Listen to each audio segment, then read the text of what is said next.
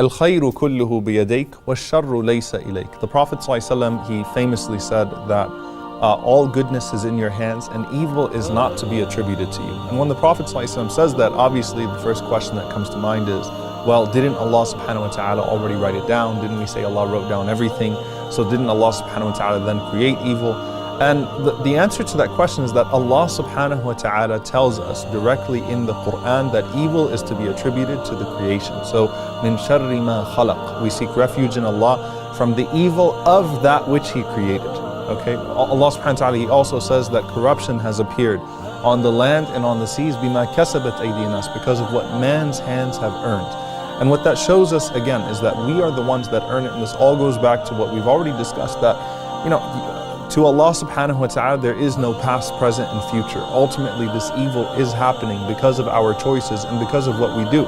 And to say that, it's because Allah subhanahu wa ta'ala created it that we have evil is to absolve ourselves of responsibility. Imam Ibn al-Qayyim rahimahullah ta'ala gave a very beautiful analogy. He said that for you to say that you are not responsible for the evil that you've performed because Allah created it is like committing adultery, having a child, and then saying, you know what, I'm not going to support that child because Allah created the child. So you're absolving yourself of your own responsibility in the making of that evil and what happens as a result. And obviously, in our religion, you had one extreme of people that denied divine decree altogether and said Allah doesn't know what's going to happen tomorrow, and that's why certain things happen, and that's the only clear explanation. But obviously, by saying that, you reduce from the power of Allah subhanahu wa ta'ala, or you attempt to reduce the power of Allah subhanahu wa ta'ala. And then you had the opposite, which was al-Jabariyah, the people that said we are forced into doing what we do. So in essence, we're all actors in a play. So Musa alayhi salam is equal to Fir'aun because they all did what Allah subhanahu wa ta'ala created them to do. We have no power over anything that we do. And obviously that's nonsense as well, because we're absolved in our religion. For example, if we oversleep, even if we oversleep and we miss a prayer, Rasulullah says, أَعْذَرَ اللَّهُ لِأُمَّتِي, Allah has forgiven my ummah لِلْخَطَأَ وَالنِّسْيَانِ وَمَا اسْتُكْرِهُ عَلَيْهِ, for the things they do out of mistake, out of forgetfulness, or that which is forced upon them. So you're not punished for things that you do out of compulsion in the first place. So then how could Allah subhanahu wa ta'ala, make that the basis of all creation, that you will be punished even though you had no control over the evil that took place in this world? So it is all attributed to us because time is irrelevant to Allah subhanahu wa ta'ala. And obviously, if we look at, what happens in the world today, people tend to divide evil into two categories. There's moral evil and there's natural evil. Under moral evil, essentially that's what can be directly traced to human beings' hands. So moral evil includes murder, includes corruption and things of that sort. And there's a very famous quote that I wanted to ask God why He allows poverty and oppression and hunger, but I was afraid He might ask me the same question.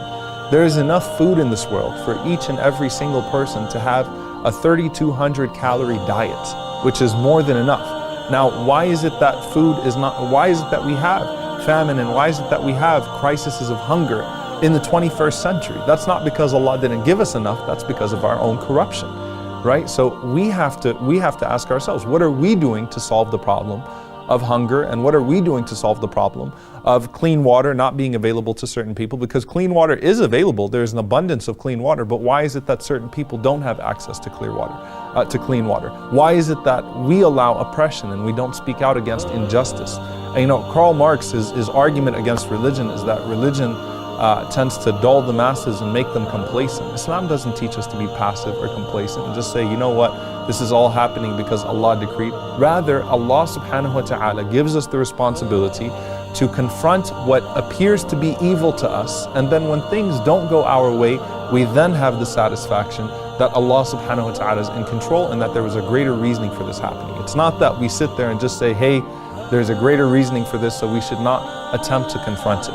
Because evil at the end of the day is relative. So when it comes to the natural evil now, which is earthquakes and things of that sort, and you could make the argument that that's also due to the corruption of man, because we destroy our environment, and obviously when we destroy our environment, it turns against us, and though it's by the qadr of Allah subhanahu wa ta'ala, it's by the decree of Allah, it's still traced to our hands. What we should understand is that evil is relative at the end of the day, and that Allah subhanahu wa ta'ala does have a plan. And in essence, if you look through the Quran, when Allah talks about the believer, the foundation of the believer, at the end of the day, he believes in Allah and he believes in the hereafter. And if people that have issues with the plan of God and what happens in this world and divine decree, they either have a deficiency in their belief in God and in His power, or they have a deficiency in their belief of a life beyond this life. Because what other explanation would there be to a person that died at the hands of his oppressor? Except that, وَلَا تَحْسَبَنَّ اللَّهَ غَافِلًا عَمَّا يَعْمَلُ الظَّالِمُونَ. Don't think that Allah is unaware of what the oppressors are doing. Right? That Allah subhanahu wa ta'ala will deal with them on the Day of Judgment. And as for the one who's suffering, إِنَّمَا يُوَفَّى الصَّابِرُونَ أَجْرَهُمْ بِغَيْرِ حِسَابٍ. Allah will give them the reward of their patience with absolutely no limit. So either there's an issue with your belief in Allah, or there's an issue with your belief in a life beyond this life. And and if we have a firm belief in those two things, then everything else is easily solved. And what we have to also understand is لَا يُكَلِّفُ اللَّهُ نَفْسًا إِلَّا وُسْعَهَا. Allah does not burden a soul beyond its capacity. You have a responsibility to not contribute to evil and to also confront evil as you see it. But at the same time, do not let what appears to be evil cause you to lose belief in Allah or in the last day.